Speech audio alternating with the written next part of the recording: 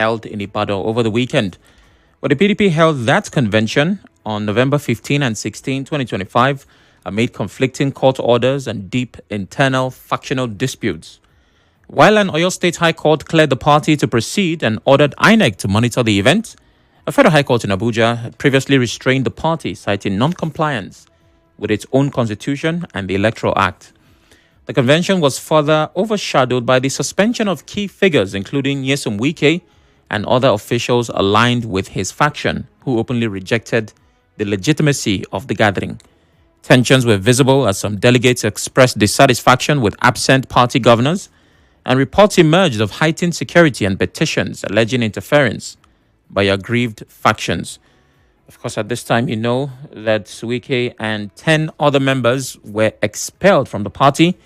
This is according to PDP chieftain Bode George. Motion the expulsion of the following persons from the People's Democratic Party for anti-party activities and gross breaches. The following members: His Excellency Wike, His Excellency Ayo Fayose, Senator Samuel Anyanwu, Honorable Umar Batur, Adeyemi Ajibade, SAN, Muhammad Abdurrahman, Senator Mao Ohabua, Honorable Austin Wachuku, Abraham George Turner, and Chief Dan Obi. Regards and respect the eyes of the public on account of despicable conduct of the former governor of Rivers State and these men he recruited to help him destroy the party, contrary to Articles 58, subsection 1,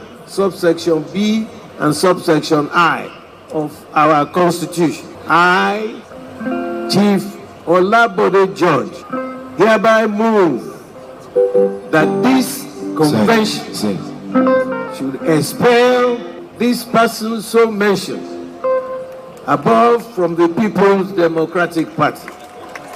I so move. All right. So that's what happened.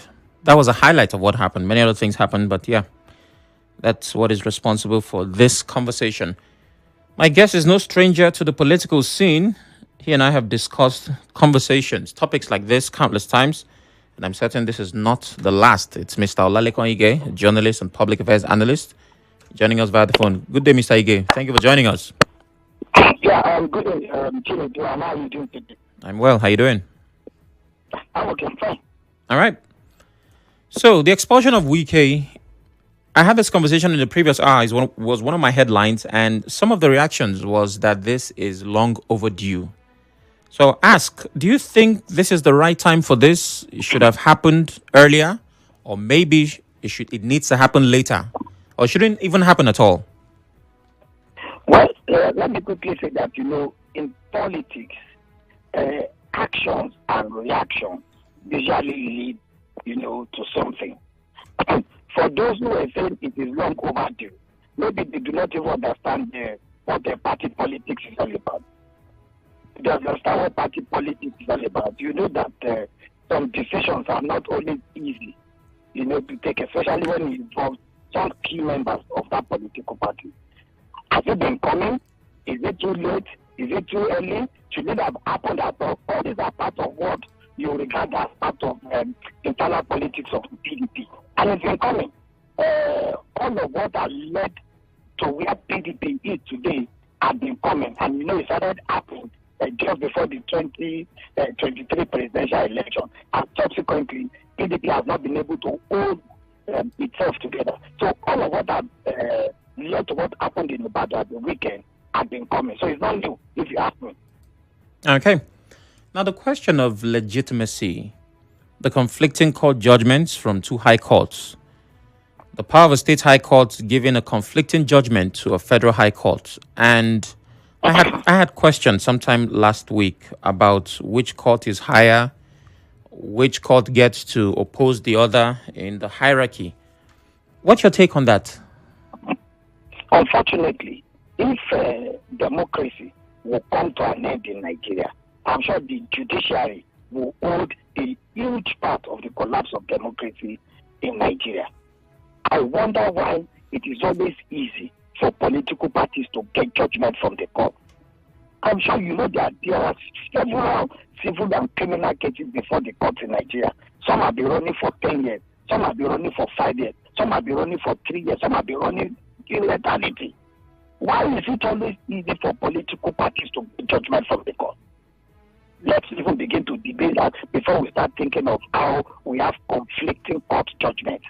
At the time, I thought they said that the courts have no reason to dabble into the internal affairs of political parties. At another time, court will tell you that no, if a party does not follow its own rules and regulations, if the party does not follow its own constitution, then it leaves the courts with no choice to intervene into whatever disagreement you have within members of that political party.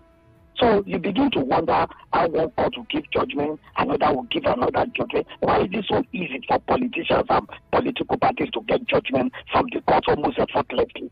Well, there are other several matters before the court that some adjournments have even been taken against next year. We're in 2025 now. Some adjournments are already for April, May next year. So you wonder how all of this, all of this are happening, at this point in time.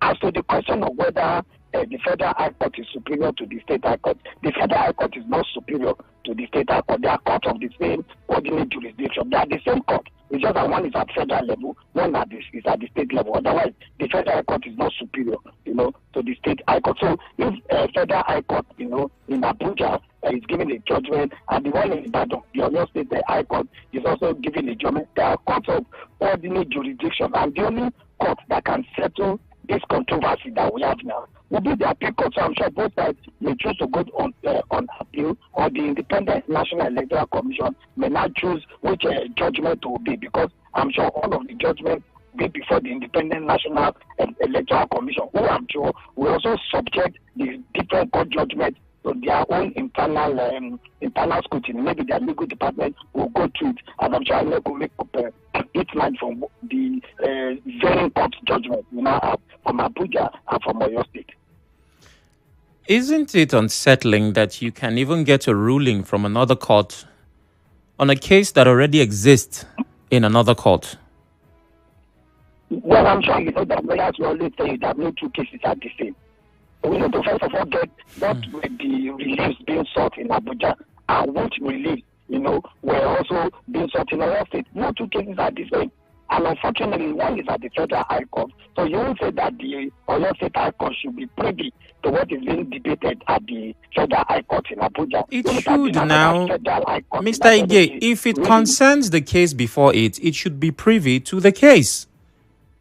No, one is Oyo State High Court. The judge in Oyo State High Court is not a wizard. Is not a spirit to know what is happening at the Federal High Court in Abuja. Except that matter is brought before him to say, look, Mr. Judge, there is a similar case like this before a Federal High Court in Abuja. It is not the responsibility of the judge to be helping people to shop for where cases, where there are cases or where there are no cases. That's not the responsibility of the judge. And the one we had in Ibadan, I'm sure, was by way of ex-party measurement without that party hearing. You understand? The one in Abuja was more or less of a consequential judgment. That's why I say, look, only the Court of Appeal cannot settle what is at stake now. The convention in Abuja and in Ibadan, did it hold in accordance with the court judgment, or the one given by Justice Zifu in Abuja, is it more valid than the one that took place in Oyo State? So we cannot sit in court now and begin to decide which is superior or which is not superior. Only the Court of Appeal will be able to tell us which judgment should the INEC obey at this point in time. Okay. Well, we'll take a break. Coming up next, of course, we talk further about the implications of the court orders and, by extension, the implication of Wike's expulsion. Please stay with us.